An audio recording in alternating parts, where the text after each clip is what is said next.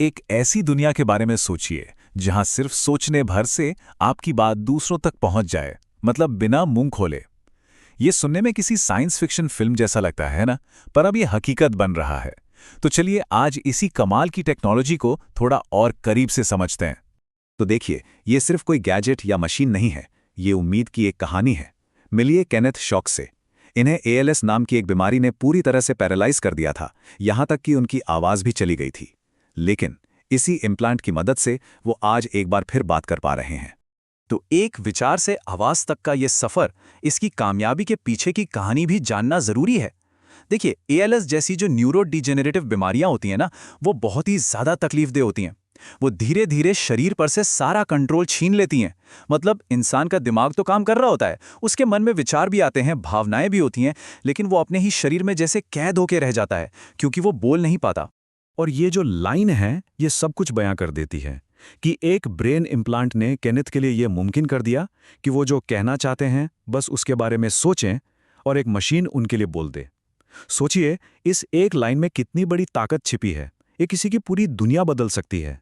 उन्हें वो आवाज लौटा सकती है जो कहीं खो गई थी। ये सिर्फ बातचीत नहीं है, ये तो दोबारा दुनिया से जुड़ने जैसा है। चलिए अब ये समझते हैं कि दिमाग के सिग्नल्स को आखिर डिकोड कैसे किया जाता है। मतलब ये टेक्नोलॉजी असल में काम करती कैसे है। तो ये जो जादू जैसा लगता है, ये होता कैसे है। इसे ऐसे समझिए कि दिमाग और हमारी मसल्स के बीच जो कम्युनिकेशन का रास्ता है वो खराब हो गया है। तो ये इम्प्लांट क्या करता है, ये एक हाईटेक डिटूर बना देता है, एक नया रास्ता जो उस खराब रास्ते को बाईपास कर जाता है।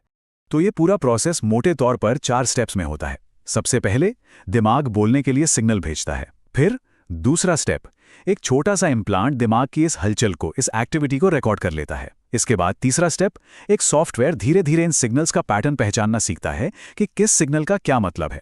और फिर आता है चौथा और आखिरी स्टेप, जहां इन डिकोड किए गए सिग्नल्स को एक सिंथेटिक आवाज में बदल दिया जाता है। बस इस तरह एक ख्याल एक आवाज बन जाता है। अच्छा, इस टेक्नोलॉजी का एक फॉर्मल नाम भी है। इसे कहते हैं स्पीच ब्रेन कंप्यूटर इंटरफेस, या शॉर्ट में कहें तो बीसीआई। इसका काम, जैसा कि हमने समझा, शरीर के जो हिस्से डैमेज हो चुके हैं उन्हें बाईपास करना है। ये सीधे दिमाग से ही बात करता है। आप कह सकते हैं कि ये दिमाग और मशीन के बीच एक सीधा पुल बनाने जैसा है। अब आते हैं इस रेस पर, प्रवाह के लिए दौड़।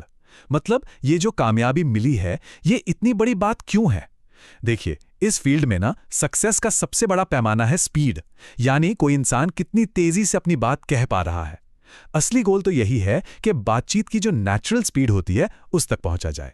तो हम सब जब नॉर्मली बात करते हैं तो हमारी स्पीड क्या होती है। हम आमतौर पर 1 मिनट में करीब 160 से 190 शब्द बोल लेते हैं। यही वो बेंचमार्क है, वो टारगेट है जिसे ये टेक्नोलॉजी छूने की कोशिश कर रही है। और अब जरा ये गैप देखिए। जो पुरानी असिस्टिव टेक्नोलॉजी है वो मुश्किल से 10 शब्द प्रति मिनट पर अटकी हुई थी। लेकिन 2023 में स्टैनफोर्ड की एक टीम ने 62 शब्द प्रति मिनट की स्पीड हासिल कर ली। अब इसका फर्क समझिए। 10 शब्द प्रति मिनट मतलब आप बहुत धीरे धीरे एक छोटा सा वाक्य कह पाते हैं, लेकिन 62 पर तो कोई भी परिवार के साथ चल रही बातचीत का हिस्सा बन सकता है, कोई जोक सुना सकता है। और कमाल की बात तो यह है कि न्यूरल लिंक जैसी कंपनियां तो 140 शब्द प्रति मिनट का टारगेट लेकर चल रही हैं। ये स्पीड तो हमारी आपकी नॉर्मल बातचीत के बहुत ही करीब है। ये कहानी सिर्फ केनेथ शॉक की नहीं है या कुछ गिने चुने लोगों की नहीं है। अगर हम सिर्फ भारत की बात करें तो यहाँ करीब करीब 20 लाख लोग ऐसे हैं जो बोलने में असमर्थ हैं। जाहिर है, इस टेक्नोलॉजी में इन सभी की जिंदगी को बेहतर बनाने की बहुत बड़ी क्षमता है। हाँ, लेकिन ये जो कामयाबी आज हम देख रहे हैं ना, ये कोई रातों रात नहीं मिली। इसके पीछे दशकों की एक लंबी यात्रा है। रिसर्चर्स 50 साल से भी ज्यादा समय से बीसीआई पर काम कर रहे हैं। 50 साल।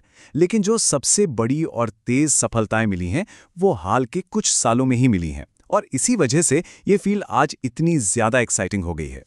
इस सफर पर एक नजर डालते हैं। देखें, दशकों की रिसर्च के बाद 2021 में 15 शब्द प्रति मिनट की स्पीड हासिल करना एक बहुत बड़ी बात थी। फिर सिर्फ 2 साल बाद 2023 में ये छलांग लगाकर 62 शब्द प्रति मिनट तक पहुंच गई।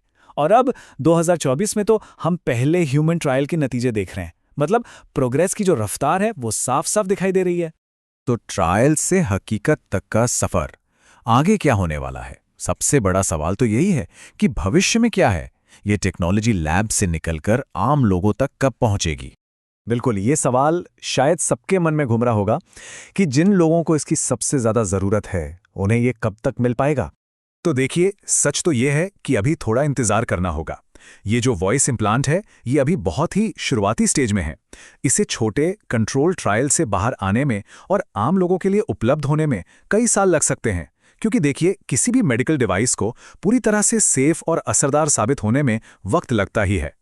और आखिर में चलिए एक बड़े सवाल के साथ इसे खत्म करते हैं।